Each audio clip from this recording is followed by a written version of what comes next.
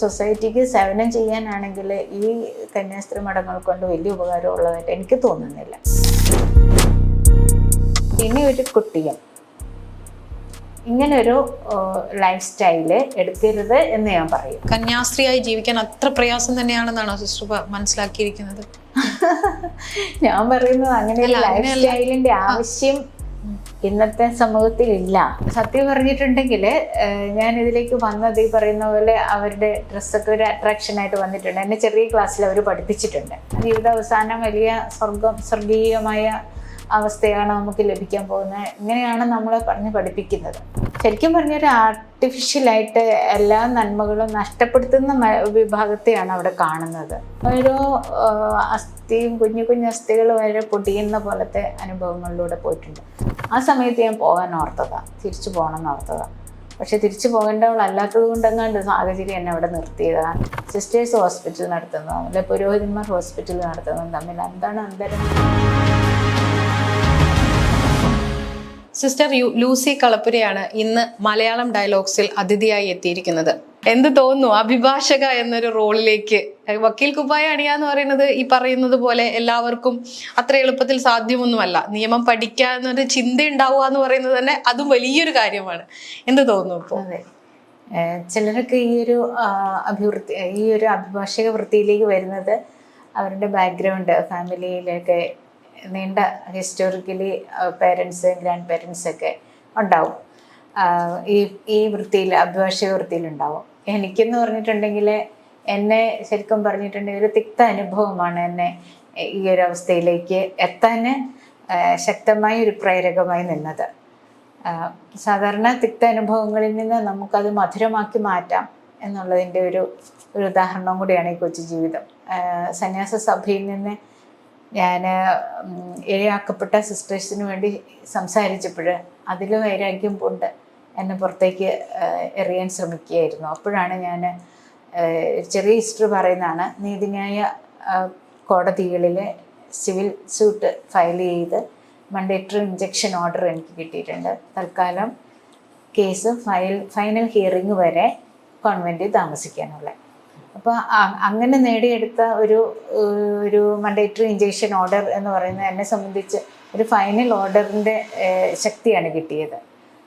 വളരെയധികം ഒരു ബൂസ്റ്റിംഗ് ആയിട്ട് ആ ഒരു ഓർഡർ വന്നു. അല്ലെങ്കിൽ ഞാൻ കോൺവെൻറ്റിൻ്റെ പുറത്ത് നിന്ന് ഫൈറ്റ് ചെയ്യേണ്ടി വന്നേനെ. ഇപ്പോൾ എനിക്ക് കോൺവെൻറ്റിനുള്ളിൽ തന്നെ താമസിക്കാം, അവിടെ നിന്നുകൊണ്ട് ഈ കേസ് കംപ്ലീറ്റ് നമുക്കാക്കാം. അപ്പോൾ അങ്ങനെ ഇരിക്കുമ്പം അറിയാമല്ലോ, കോൺവെൻറ്റിനുള്ളിൽ വളരെയധികം സംഘർഷമായ ഒരവസ്ഥയാണ്. മെൻ്റലി നമുക്കൊരു കംഫർട്ടും തരുന്നൊരു സാഹചര്യമല്ല. മെൻ്റൽ ഇമോഷണൽ ടോർച്ചറിങ് ധാരാളം ടിൽ ടുഡേ എന്ന് പറയുന്ന പോലെ നമ്മൾ കണ്ടുകൊണ്ടിരിക്കുന്നത്. അപ്പോൾ അവിടെ കിടന്ന് തളർന്ന് ഡിപ്രസ്ഡ് ആയിട്ട് ജീവിതത്തെ കണ്ണീരിൽ മുക്കി കളയാൻ എന്തോ എൻ്റെ മനസ്സിന് എനിക്ക് പറ്റിയില്ല. അപ്പോൾ ആ ഒരു സാഹചര്യത്തിൽ നിന്നാണ് ഈ ലോ പഠിച്ചാൽ എങ്ങനെ ഇരിക്കും, ഏതായാലും നീതിന്യായ കോടതിയിലേക്ക് തുടങ്ങിയല്ലോ നമ്മുടെ യാത്ര. അപ്പോൾ അത് വളരെ ഉപകാരപ്രദമായിരിക്കും. നമ്മുടെ മനസ്സും ശരീരവും ആത്മാവും ഒക്കെ കുറച്ചും കൂടി പവർഫുൾ ആവാൻ. അങ്ങനെയാണ് ഇതിനേക്കുള്ളൊരു ചിന്ത വന്നത്. വെൽ വിഷേഴ്സ് ആയിട്ടുള്ളവരും ഇങ്ങനെയുള്ള ചിന്തകളൊക്കെ തന്നു. അവരെക്കാൾ ഉപരി ശരിക്കും നമ്മുടെ എൻ്റെ ശത്രുവല്ല, എന്നെ ശത്രുവായിട്ട് കാണുന്ന എൻ്റെ സിസ്റ്റേഴ്സിൻ്റെ പെരുമാറ്റവും അവർ കാണിച്ച അനീതിയും ആണ് ശരിക്കും ഇതിലേക്കുള്ളൊരു ചുവട്. സ്റ്റെപ്പിംഗ് സ്റ്റോൺ എന്ന് പറയുന്നത് അത് തന്നെയാണ്, സിസ്റ്റേഴ്സ് തന്നെയാണ്. അപ്പൊ ജീവിതം ഒരു എനിക്കൊന്ന് ഒരു 40 വർഷത്തോളം അല്ലെ, എത്ര വർഷമായി ഇപ്പൊ ഒരു 40 വർഷത്തോളം ഒരു സഭയ്ക്കൊപ്പം സഞ്ചരിച്ച നമുക്കറിയാം ഒരു കന്യാസ്ത്രീ എന്ന് പറയുന്ന ഒരു സമൂഹത്തെ നമ്മൾ കാണുന്ന ഒരു രീതിയുണ്ട്. മനസ്സിൽ നമ്മൾ കുഞ്ഞായിരിക്കുമ്പോഴും നമുക്ക് അവരോട് തോന്നുന്ന ഒരു റെസ്പെക്റ്റും ഒരു നൈർമല്യവും ഒക്കെ ഉണ്ട്. ആ ഇതൊക്കെ ഇൻസ്പയർ ആയിട്ടായിരിക്കുമല്ലോ നമ്മൾ അത് തിരഞ്ഞെടുക്കുക. അല്ലെങ്കിൽ നമുക്ക് എന്തൊക്കെയോ സമൂഹത്തിന് വേണ്ടിയൊക്കെ ചെയ്യണം എന്നുള്ള ഉള്ളിലൊരു തോന്നല്, അല്ലെങ്കിൽ തെറ്റുകളിൽ നിന്ന് തിരിച്ചു കൊണ്ടുവരണം, അങ്ങനെ പല ചിന്തകളായിരിക്കുമല്ലോ അവിടെ എത്തിച്ചിട്ടുണ്ടാവുക. ഇത്രയും കാലത്തെ ഒരു യാത്ര കഴിഞ്ഞപ്പോൾ അന്നങ്ങനെ ചിന്തിക്കേണ്ടിയിരുന്നില്ല എന്ന് തോന്നിയിട്ടുണ്ടോ?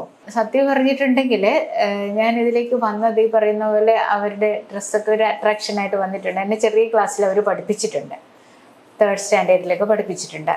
അപ്പോൾ നമുക്ക് അല്ലെങ്കിൽ ഏതൊരു ടീച്ചറിനോട് തോന്നുന്നതിനേക്കാൾ ഒരു അടുപ്പം അവരോട് തോന്നിയിട്ടുണ്ട്.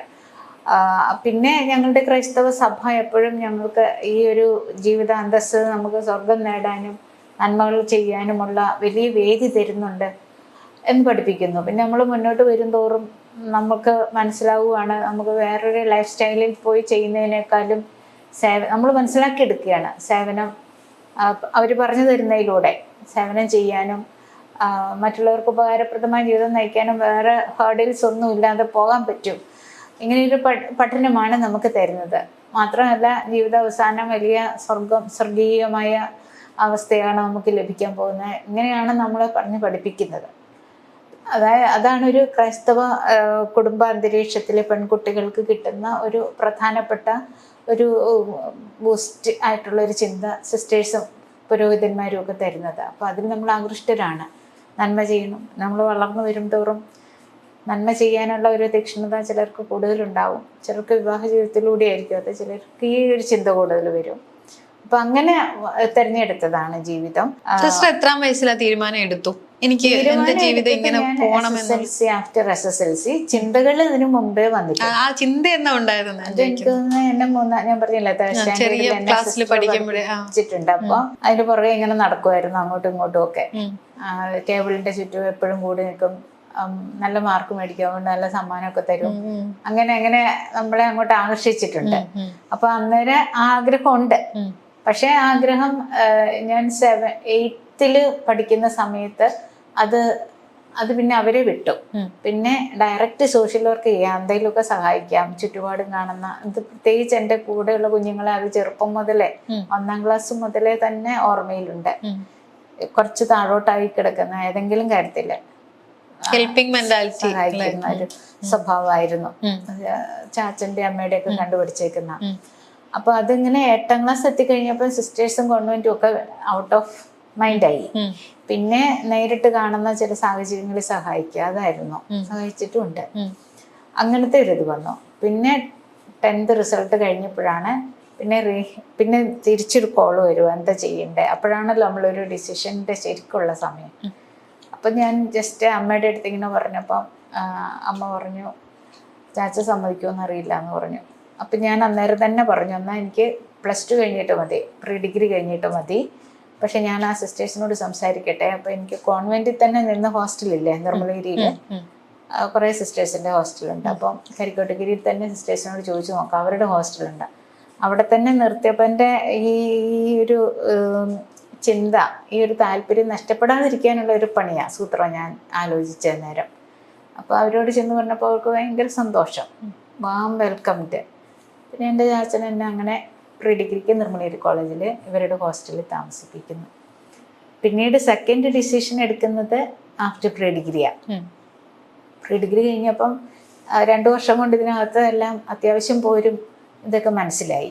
എന്നിട്ടും പോവാൻ തന്നെ തീരുമാനിച്ചു. അപ്പോഴും എനിക്ക് ഇച്ചിരി തീഷ്ണത കൂടുതലുണ്ട്. ഇപ്പം ഞാൻ വിചാരിക്കുന്നത്, ഞാൻ അവരോട് തന്നെ പറഞ്ഞു, നിങ്ങളുടെ പോരൊക്കെ കണ്ടാൽ തോന്നത്തില്ല, പക്ഷെ ഞാൻ നോക്കുന്നത് യേശുക്രിസ്തുവിനെയാണ്, എൻ്റെ മോഡൽ യേശുക്രിസ്തുവാണ് എന്ന് അപ്പോഴെനിക്ക് മനസ്സിൽ തോന്നി. അപ്പോഴത് തോന്നണമെങ്കിലും അതിന് മുമ്പേ കിട്ടിയ ചെറുപ്പത്തിൽ കിട്ടിയ അവരിൽ നിന്ന് തന്നെ കിട്ടിയിരിക്കുന്ന പാഠങ്ങളുണ്ടല്ലോ, അവർ പഠിപ്പിച്ചു തരുന്ന പ്രസംഗങ്ങളിലും വേദപാഠ ക്ലാസ്സിലും ഒക്കെ പഠിപ്പിച്ചു തരുന്ന ഈ സന്യാസം സ്വീകരിച്ചാൽ വേറെ ആരും നോക്കാതെ പോകാം എന്നൊക്കെയുള്ളത് അവർ പഠിപ്പിച്ചു തരുന്നുണ്ടല്ലോ. അപ്പോൾ ആ ഒരു വിവേചനം വന്നു. അങ്ങനെയാണ് സെക്കൻഡ് ഡിസിഷൻ. അപ്പോൾ പിന്നെ 2ാമത് പറഞ്ഞപ്പം വീട്ടിൽ നിന്ന് അങ്ങനെയാണെങ്കിൽ പൊക്കോളാൻ പറഞ്ഞു. അങ്ങനെയാണ് പോകുന്നത്.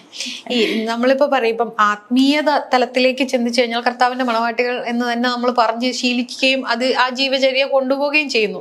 അപ്പൊ ആ ഒരു ആത്മീയ തലത്തിലൊക്കെ ആ തരത്തിലൊക്കെ ഉന്നതിയിലേക്ക് പോകുമ്പോൾ നമ്മൾ എന്താണ് ശരിക്കും അവർ പഠിപ്പിക്കുന്നത്? കർത്താവിലേക്ക് അടുക്കുന്നു, അല്ലെങ്കിൽ യേശുക്രിസ്തു എന്ന് പറയുന്ന ഒരു വിശ്വാസത്തിലേക്ക് അടുക്കുന്നു എന്നാണോ സിസ്റ്റർ തോന്നിയത്? അതോ ഇങ്ങനെ ഒരു സമൂഹത്തെ ഇങ്ങനെ നിലനിർത്തിക്കൊണ്ട് പോവുകയാണോ? എന്താ ശരിക്കും അതിന്റെ ഉള്ളിൽ നടക്കുന്നത്? നമുക്ക് പുറത്തുനിന്ന് നോക്കുമ്പോൾ കാണുന്ന ഒരു ഭംഗി, ഇപ്പൊ ഈ സ്റ്റുഡിയോ ആണെങ്കിലും ഇപ്പം കാണുമ്പോൾ കുറെ എക്സ്ട്രാ വർക്കുകളൊക്കെ ചെയ്ത് നല്ല ഭംഗിയാക്കി വെച്ചിട്ടുണ്ട്, ഒരു നൈർമല്യമൊക്കെ തോന്നുന്നുണ്ട് നമ്മൾ പുറത്തുനിന്നുള്ളത്. പക്ഷെ ഇതിനകത്തുള്ള ഒരു കെട്ടിടത്തെ നമ്മൾ വിലമതിക്കേണ്ടത് കെട്ടിടത്തിന്റെ എക്സ്റ്റേണൽ മാത്രമല്ലല്ലോ, അതിനകത്തെ അവരുടെ പ്രവർത്തനങ്ങൾ, അതിന്റെ ഗുണം, നിലവാരം അതൊക്കെ നോക്കിയിട്ടാണല്ലോ. അപ്പൊ അങ്ങനെ പറയുവാണെങ്കിൽ നമ്മൾ സിസ്റ്റേഴ്സിന്റെ എക്സ്റ്റേണൽ അപ്പിയറൻസിന് ആകൃഷ്ടരാണ്. പക്ഷേ നമുക്ക് എവിടെയാണേലും പ്രശ്നങ്ങളില്ലെന്നല്ല, പക്ഷെ യഥാർത്ഥത്തിൽ ഒരു കുട്ടി വീട്ടിൽ നിന്ന് കൊണ്ടുവരുന്ന ഗുണങ്ങൾ സൂക്ഷിച്ചു പോകുന്നതായിട്ടാണ് എനിക്ക് തോന്നിയിരിക്കുന്നത്. കാരണം പിന്നെ അവിടെ യാന്ത്രികതയാണ്. ഇപ്പോൾ ആദ്യത്തെ കുറച്ച് വർഷങ്ങളിൽ പരിശീലിപ്പിക്കുകയാണ് എങ്ങനെയാണ് ധ്യാനിക്കേണ്ടത്, എങ്ങനെയാണ് ആരാധന നടത്തേണ്ടത്, 1 hour എങ്ങനെയാണ് പള്ളിയിൽ പാട്ട് പാടാൻ ശീലിക്കേണ്ടത്, ഇങ്ങനത്തെ കാര്യങ്ങളാണ് പഠിപ്പിക്കുന്നത്. അത് കഴിഞ്ഞ് പ്രൊഫഷൻ ഒഫീഷ്യലി ഡ്രസ്സ് കിട്ടുന്നു. അതിനുശേഷം ആ സമയത്തൊക്കെ ഭയങ്കര ഇമോഷണലി അറ്റാച്ച്മെൻറ്റാണ്. പിന്നെ പ്രാക്ടിക്കൽ ലൈഫിലേക്ക് കടക്കുമ്പോൾ പിന്നെ അത് യാന്ത്രികമായി പോവുക. പിന്നെ എന്താണ് അതിനകത്തുനിന്ന് എനിക്ക് ഇപ്പോഴും ഈ 40ാമത്തെ വയസ്സിൽ ഞാനൊരു എനിക്കൊരു ഇൻഡിപെൻഡൻറ്റ് ചിന്താഗതി, സ്വതന്ത്രമായി ചിന്തിക്കാൻ കഴിയുന്ന ഒരാളായിരുന്നു. അതുകൊണ്ട് തന്നെ എനിക്ക് എൻ്റെ യാത്രനെ തന്നെ വിലമതിക്കാൻ പറ്റും. എൻ്റെ ഗുണങ്ങളൊന്നും നഷ്ടപ്പെടുത്താൻ ഞാൻ മനസ്സായിട്ടില്ല. ഞാൻ എൻ്റെ വീട്ടിൽ നിന്ന് എനിക്ക് കിട്ടിയിട്ടുള്ള എല്ലാ ക്യാരക്ടറും ഞാൻ പോഷിപ്പിക്കാനും നോക്കിയിട്ടുണ്ട്. പിന്നെ എന്താ പറയുക, ശരിക്കും പറഞ്ഞൊരു ആർട്ടിഫിഷ്യലായിട്ട് എല്ലാ നന്മകളും നഷ്ടപ്പെടുത്തുന്ന വിഭാഗത്തെയാണ് അവിടെ കാണുന്നത്. ആ സമയത്തൊക്കെ ഈ ആത്മസംഘർഷങ്ങൾ ഉണ്ടാകുന്നുണ്ടോ? ഈ വലിയൊരു വർഷമാണ് കടന്നു പോകുന്നത്, ചെറിയ കാലയളവല്ല. അപ്പൊ ആ സമയത്തൊക്കെ നമുക്ക് ഉള്ളിൽ ഞാൻ എന്താണ് ജീവിച്ചു തീർക്കുന്നത്, നമ്മൾ ഭൂമിയിൽ ജീവിക്കുമ്പോൾ എന്തെങ്കിലുമൊക്കെ പർപ്പസ് ഉണ്ടാവണമെന്ന് സ്വതന്ത്ര ചിന്തയുള്ളത് കൊണ്ട് ഞാൻ ചോദിക്കുകയാണ്. എല്ലാവർക്കും അങ്ങനെ ആവണമെന്നില്ല, പക്ഷെ എന്നാലും എല്ലാ മനുഷ്യരിലും കുറച്ചെങ്കിലും ഒരു തരിയോളം നമുക്കുണ്ടാവും നമ്മൾ എന്തിനാണ് ജീവിക്കുന്നത്, അല്ലെ? നമ്മൾ ജീവിക്കുമ്പോൾ ഒരു വെർത്ത് ഉണ്ടാവണമല്ലോ. അപ്പൊ അങ്ങനെ തോന്നിയിട്ടുണ്ടാവുമല്ലോ സ്വാഭാവികമായിട്ടും ആ കാലഘട്ടങ്ങളിലൊക്കെ. എന്തെന്ന് വെച്ചിട്ടുണ്ടെങ്കിൽ കുറച്ചു കാലം പഠിക്കുകയായിരുന്നു. പഠിക്കുമ്പം പരീക്ഷ, എക്സാം, കോൺവെൻറ്റിലെ ജോലികൾ അങ്ങനെ അങ്ങ് ഒഴുകുമായിരുന്നു. അതിനുശേഷം നമ്മൾ ടീച്ചിങ്ങിലേക്ക് വന്നപ്പോഴും പിന്നെ നമ്മുടെ ഒരു ഡെഡിക്കേഷൻ എന്ന് പറയുന്നത് എൻ്റെ എന്ന് പറഞ്ഞ കുട്ടികളുമായിട്ടുള്ള ഒരു ബന്ധമാണല്ലോ, സഹപ്രവർത്തകരുമായിട്ട്. അല്ലാത്ത സമയങ്ങളിൽ പള്ളിയിൽ പോകുന്നത് അതൊരു റുട്ടീനാണ്. അപ്പോൾ യഥാർത്ഥത്തിൽ ഞാൻ എൻ്റെ കുട്ടികളുമായിട്ട് ഭയങ്കര അടുപ്പത്തിലായിരുന്നു. അവർ ഹൈസ്കൂൾ ടീനേജ് കുട്ടികളാണ്. അപ്പോൾ അവരിൽ ഏറ്റവും ഇങ്ങനെ താഴേക്ക് പോകുന്ന കുഞ്ഞുങ്ങളെ എങ്ങനെ വളർത്തിക്കൊണ്ടുവരാം, അവർക്ക് വേണ്ടി എന്തൊക്കെ ചെയ്യാം, പിന്നെ എല്ലാവരും ഈക്വലായിട്ട് കാണാം, അങ്ങനെ കുറേ ലൈഫ് സ്റ്റൈൽ എനിക്കുണ്ടായിരുന്നു. അതുകൊണ്ട് ഞാൻ അത് എൻജോയ് ചെയ്യുകയോ ചെയ്തേ. അതുകൊണ്ട് എനിക്കൊരു ഡിപ്രഷൻ എന്ന് പറയുന്ന സാധനം അങ്ങനെ വന്നിട്ടില്ല. കാരണം ഈ ഒരു അന്തസ്സ് തിരഞ്ഞെടുത്തപ്പോൾ ഇതിൽ നിന്നുകൊണ്ട്, കാരണം ഇത് വിട്ട് അങ്ങോട്ട് പോകാനുള്ള താല്പര്യം ചിന്തിച്ചിട്ടില്ല. കാരണം ഇതിനെ ഒരു പുണ്യമായിട്ടാണല്ലോ നമ്മൾ കാണിച്ചു വെക്കുന്നത്. അപ്പോഴും മറ്റുള്ളവരെ നമ്മൾ നോക്കണ്ട എന്നുള്ള, നമ്മൾക്ക് ഞാൻ എന്താണെന്നുള്ളത് നമ്മുടെ ശൈലിക്ക് നമ്മളൊരു വ്യത്യസ്ത ശൈലി, ഒത്തിരി ഇങ്ങനെ ആരുടെയും പുറകെ നടന്ന് കുറ്റം പറഞ്ഞു നടക്കുകയല്ല. അതുകൊണ്ട് തന്നെ നമ്മുടെ അടുത്തേക്ക് അധികം കുറ്റം പറഞ്ഞാലും വരില്ല. അതിന് നമ്മൾ ക്ലിയറാണ്. നമുക്ക് ചെയ്യാനുള്ള കാര്യങ്ങളൊക്കെ ചെയ്ത് നമുക്ക് ധൈര്യമായിട്ട് പോകാൻ പറ്റും. പ്രതിസന്ധികൾ സാധാരണ ഉണ്ടാകുന്ന ചെറിയ ചെറിയ പ്രതിസന്ധികളൊക്കെ ഉണ്ടായിട്ടുമുണ്ട്. എന്നാൽ പോലും പിന്നെ ഇങ്ങനെ നമ്മുടെ ആ ചെയ്യുന്ന പ്രവർത്തനങ്ങൾ വ്യാപൃതരായതുകൊണ്ടേ പിന്നെ ഒരു പുറകോട്ട് പോക്കിനെ കുറിച്ച് അങ്ങനെ ചിന്തിച്ചിട്ടില്ല. പക്ഷേ ഒരു കാലഘട്ടത്തിൽ ഞാനിങ്ങനെ എൻ്റെ ഒരു ഹൈസ്കൂൾ ടീച്ചറായിരിക്കുന്ന സമയത്ത് തന്നെ ഞാൻ വലിയൊരു ക്രൈസിസ് നേരിട്ടിട്ടുണ്ട്. ആ സമയത്ത് ഞാൻ തിരിച്ചു പോകണം എന്നോർത്തതാണ്. പക്ഷെ തിരിച്ചു പോകേണ്ടവളല്ലാത്തത് കൊണ്ടെങ്ങാണ്ട് സാഹചര്യം എന്നെ അവിടെ നിർത്തിയത്. കാരണം അത്രമാത്രം ഞാൻ ഇങ്ങനെ പടിപടിയായിട്ട് വളർന്നു വരുന്നത് കണ്ട് അറിയാലോ, എവിടെയാണേലും അസൂയ എന്ന് പറയുന്ന സാധനം ഉണ്ടല്ലോ. അതൊക്കെ ആയിരിക്കാം എന്നെ കുറിച്ചില്ലാത്തത് പറഞ്ഞ് കുട്ടികളുടെ ഇടയിലൊക്കെ, കുട്ടികൾ സ്കൂളിലല്ല ഹോസ്റ്റലുണ്ടായിരുന്നു, അവിടെയൊക്കെ പറഞ്ഞ് നമ്മളെ കണ്ടമാനം ഇങ്ങനെ ഇതാക്കാൻ നോക്കിയിട്ടുണ്ട്. അവിടെ നിന്ന് ഞാൻ പക്ഷേ ഒട്ടത്തും വിട്ടുകൊടുത്തില്ല. അതുകൊണ്ട് എന്നോട് ഇത് കൂടും. നമ്മളെ വിട്ടുകൊടുക്കാതെ നിൽക്കുമ്പോൾ കുട്ടികൾക്ക് വേണ്ടി ചെയ്യാൻ ഉദ്ദേശിച്ച നന്മകളെ തടസ്സപ്പെടുത്താൻ ശ്രമിച്ചാൽ ഞാൻ വിട്ടുകൊടുക്കില്ല. അപ്പോൾ നമുക്ക് എതിർപ്പ് കൂടും. അങ്ങനെ എന്നെ കുറേ ദ്രോഹിച്ചിട്ടുണ്ട്. ഒരു 2-3 വർഷം ഞാൻ സുപ്പീരിയർ ആയിരുന്നു ഒരു കോൺവെൻറ്റിൻ്റെ. അപ്പം ചെറിയ പ്രായത്തിലാകുമ്പോൾ അവർക്ക് ദേഷ്യം കൂടുമല്ലോ. ആ സമയത്താണ് കേട്ടോ, ആ സുപ്പീരിയർ ആയിട്ടിരുന്ന സമയത്താണ് ഒരു കോൺവെൻറ്റിൻ്റെ ഇങ്ങനെ കുറേ. അപ്പം ഞാൻ പോകണം തന്നെ ഓർത്തതാണ്. പക്ഷേ എനിക്ക് പിന്നെ ഒരു ഉൾവിളി ഉണ്ടല്ലോ, അങ്ങനെയല്ല, അത് ചലഞ്ച് ചെയ്യണം, അതിനെ വിട്ട് പോകരുതെന്നൊക്കെ പറഞ്ഞ് അങ്ങനെയുള്ളൊരു ചിന്തയുണ്ട്. നന്നായിട്ട് മീൻസ് ഓരോ അസ്ഥിയും കുഞ്ഞു അസ്ഥികൾ വരെ പൊടിയുന്ന പോലത്തെ അനുഭവങ്ങളിലൂടെ പോയിട്ടുണ്ട്. പക്ഷേ സത്യമുള്ളത് കൊണ്ട്, ഉള്ളിൻ്റെ ഉള്ളിൽ സത്യമുള്ളത് കൊണ്ട് അതെന്തോ ഒരു ബലമായിരുന്നു. എവിടെ നിന്നൊക്കെയോ തരുന്നൊരു ബലം. ഒരു കുഞ്ഞു പനി പോലും വരികയില്ലായിരുന്നു ഇത്രയും സ്ട്രഗിൾസിലൂടെ കടന്നു പോകുമ്പോഴും. അങ്ങനെ ഒരു ഇതുണ്ട്. പിന്നെ എല്ലാവരോടും പറയാൻ നടക്കുകയല്ല, എല്ലാവരെയും ധരിപ്പിക്കാനും ശ്രമിച്ചിട്ടില്ല ഇതാണ് സത്യം എന്നോ അത് ഞാൻ അതിൻ്റെ പുറകൊന്നും പോകത്തില്ല, നമ്മൾ ജീവിക്കുന്നു. പക്ഷെ അതിനെ നമ്മൾ ഓവർകം ചെയ്തു. പിന്നീട് ഇങ്ങനെ മറ്റുള്ളവർ ഓരോന്ന് ചെയ്യുമ്പോൾ നമുക്ക് എന്ത് ചെയ്യാൻ പറ്റും? ഞാനെപ്പോഴും ഒരു സഹതാപത്തോടെ സിസ്റ്റേഴ്സ് ആണെങ്കിലും കുറച്ച് ബലഹീനരായിട്ട് തോന്നുന്നവരോടൊപ്പം നിൽക്കാൻ എപ്പോഴും ശ്രമിക്കും. അവർക്ക് ഞാനൊരു സ്കൂൾ ടീച്ചർ, എനിക്ക് അങ്ങനെയുള്ള ഒരു പ്രിവിലേജ് ഉണ്ടല്ലോ. അങ്ങനെ ഇല്ലാത്തവർ, നമ്മളെക്കാൾ ഏജ് താന്ന കുട്ടികൾ, അവരെയൊക്കെ എങ്ങനെ സഹായിക്കാൻ പറ്റുമോ നമുക്ക് അങ്ങനെയൊക്കെ ചെയ്യും. പിന്നെ നമ്മുടെ കയ്യിലൊന്നുമില്ല, നമുക്ക് സാലറി ഉണ്ടെങ്കിലും സാലറി കോൺഗ്രിഗേഷനിലേക്കല്ലേ പോകുന്നത്. അപ്പോൾ നമ്മുടെ സഹായമൊക്കെ ആവശ്യമുള്ളവരെ ടീച്ചേഴ്സിലൂടെ സഹായം മേടിക്കും.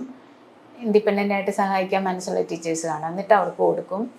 നമ്മളറിയുന്ന അങ്ങനെയൊക്കെ ആയിട്ട് നമ്മൾ ജീവിതം അങ്ങോട്ട് എൻജോയ് ചെയ്തു. നമ്മളൊരിടത്തും അങ്ങനെ അങ്ങ് അത് 2-3 വർഷം ഭയങ്കര കഠിനം. അത് ഇപ്പോഴും എങ്ങനെ അത് ഓവർകം ചെയ്തതെന്ന് ഇപ്പോഴും നമ്മൾ ചിന്തിച്ചിട്ടുണ്ടെങ്കിൽ ഒരു പിടുത്തം കിട്ടില്ല. പക്ഷെ ആ സമയത്ത് അതങ്ങോട്ടങ്ങ് പോയി, അങ്ങനെ കടന്നുപോയി.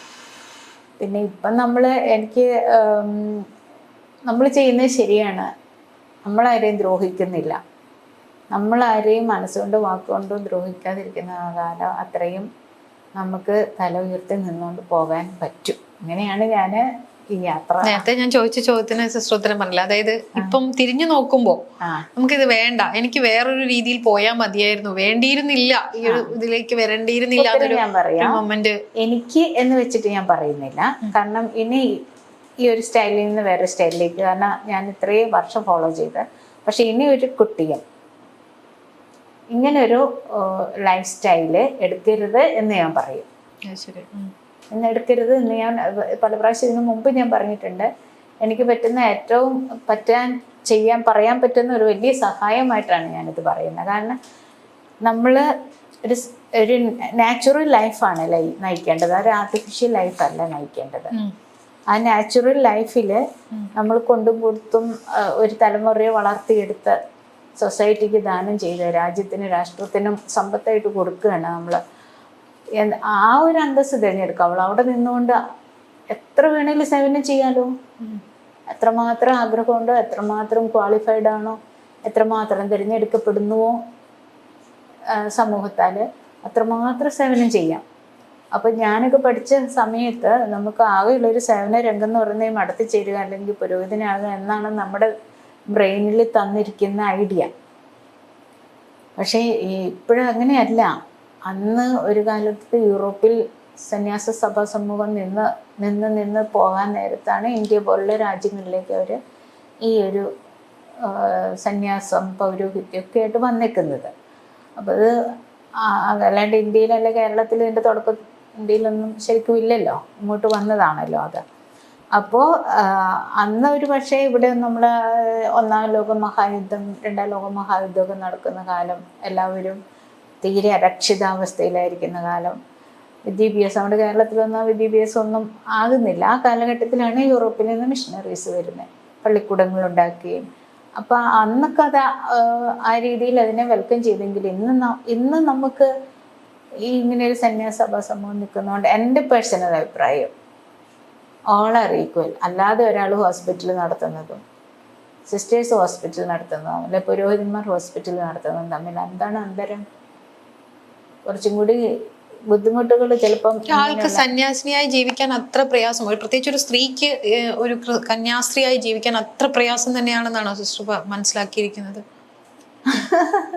ഞാൻ പറയുന്നത് അങ്ങനെ ഒരു ലൈഫ് സ്റ്റൈലിന്റെ ആവശ്യം ഇന്നത്തെ സമൂഹത്തിൽ ഇല്ല. കാരണം ഒരു ലൈഫ് സ്റ്റൈല് നമ്മൾ തിരഞ്ഞെടുക്കുവാണ്, അത് പൂർണ്ണ അർത്ഥത്തിൽ ജീവിക്കണം. അങ്ങനെ ഒരു സാഹചര്യം ഉണ്ടെന്ന് എനിക്ക് തോന്നുന്നില്ല. ഇപ്പം ഞാൻ പറയാം, സിസ്റ്റേഴ്സ് എന്തിനാ മറ്റുള്ളവർക്ക് പൂർണ്ണ സമയം സേവനം ചെയ്യാൻ വേണ്ടിയിട്ടാണ്. അങ്ങനെയാണല്ലോ പറയുന്നത്. ഇപ്പോൾ പൂർണ്ണ സമയം സേവനം ചെയ്യുന്ന സിസ്റ്റേഴ്സ് എത്ര പേരുണ്ട്? ഒരു നമ്മുടെ ഒരു വാർഡ് തിരിച്ചിട്ട് നമ്മുടെ ഓരോ പ്രദേശം അങ്ങനെയാണല്ലോ.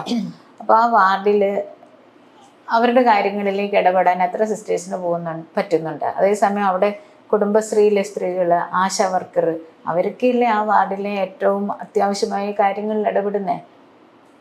അവരുടെ കുടുംബം, മക്കള്, ഭർത്താവ്, മറ്റു ബുദ്ധിമുട്ടുകളെല്ലാം നീക്കി വെച്ചിട്ട് ഗവൺമെൻറ് ഒരു ഓർഡർ കൊടുക്കുവാണ്, ഇന്ന കാര്യങ്ങൾ അന്വേഷിച്ച് കണ്ടെത്തുക എന്ന് പറഞ്ഞിട്ടുണ്ടെങ്കിൽ അവർ ആ ജോലിയിലേക്ക് ഏർപ്പെടുകയാണ്. ഇപ്പോൾ കോവിഡിൻ്റെ സമയത്തൊക്കെ അവരവരുടെ ജീവിതം പോലും മാറ്റി വെച്ചിട്ട് അവർക്ക് വേണേൽ അസുഖങ്ങൾ വരാം. പക്ഷെ അവർ പോകും. എത്ര സിസ്റ്റേഴ്സ് പോകുന്നുണ്ട് അങ്ങനെ. നമ്മൾ കമ്പയറിങ് ഇപ്പോൾ സൊസൈറ്റിക്ക് സേവനം ചെയ്യാനാണെങ്കിൽ ഈ കന്യാസ്ത്രീ മഠങ്ങൾ കൊണ്ട് വലിയ ഉപകാരമുള്ളതായിട്ട് എനിക്ക് തോന്നുന്നില്ല. ഞാനുള്ളത് പറയുകയാണ്. അതുകൊണ്ട് എന്തിനാണ് അങ്ങനത്തെ നിലനിൽപ്പിന്റെ ആവശ്യം? വൈദികർക്കെതിരെ സംസാരിച്ചാൽ പാപം കിട്ടും എന്ന് തന്നെയാണോ നിങ്ങളെ പഠിപ്പിക്കുന്നത്? വൈദികർക്കെതിരെ അത് പഴയ നിയമത്തിലെ പുസ്തകത്തില് അങ്ങനെ ഒരു വാചകം എഴുതി വെച്ചിട്ടുണ്ട്. ഇപ്പോഴും അത് തുടർന്നു പോകുന്നുണ്ടോ അങ്ങനെ ഒരു പഠനം, അല്ലെങ്കിൽ അങ്ങനെ ഒരു ജീവിത രീതി? അവരൊക്കെ ആവർത്തിക്കും അവർക്ക് വേണ്ടിയിട്ട്. കർത്താവ് തിരഞ്ഞെടുത്തവർക്കെതിരെ ഒന്ന് സംസാരിക്കരുത് ബൈ മിസ്റ്റേക്ക്, അല്ലെങ്കിൽ എന്താ പറയുക, അതൊക്കെ എഴുതിയത് മനുഷ്യന്മാർ തന്നെയല്ല, അല്ലെങ്കിൽ അത്രമാത്രം ഒരു ദൈവികമായ അവസ്ഥയിൽ അന്ന് കണ്ടിരുന്നവരെ ആയിരിക്കും പറഞ്ഞത്. മീൻസ് തെറ്റുകളില്ലാതെ ജീവിക്കുന്നവർ. അല്ലെങ്കിൽ ഒരു തെറ്റിനെ അല്ലെങ്കിൽ അവരുടെ ഒരു പോരായ്മയെ പറയരുത്, ചൂണ്ടിക്കാണിക്കരുതെന്ന് പറയുന്നത് ശുദ്ധ അബദ്ധമാണ്. അങ്ങനെയാണ് വിശ്വസിക്കുന്നത് ഞാൻ കരുതുന്നത്. പിന്നെ മറ്റേപാടെ ചിന്തിക്കുന്നവർ ഉണ്ടാവാം. കാരണം നമുക്കറിയാലോ ഒരു സൊസൈറ്റിയിൽ എല്ലാവർക്കും ഒരുപോലെ ചിന്തിക്കാൻ പറ്റില്ലല്ലോ. പക്ഷെ അത് പറയുന്ന ശുദ്ധ അബദ്ധം. അങ്ങനെയാണ് എന്ത് തെറ്റും ചെയ്തുകൊണ്ട് ഒരു പുരോഹിതന് ഇവിടെ വലസാലോ? അത് ശരിയല്ലല്ലോ. അങ്ങനെയാണ് നമ്മുടെ കോടതിയും നമ്മുടെ നിയമവും ഭരണഘടനയും ഒന്നും ആവശ്യമില്ലല്ലോ. നമ്മൾ ഇവിടെ ജീവിക്കുന്ന ഒരു വ്യക്തി, ഒരു പുരോഹിതനും നീയും ഒരേപോലെയാണ്.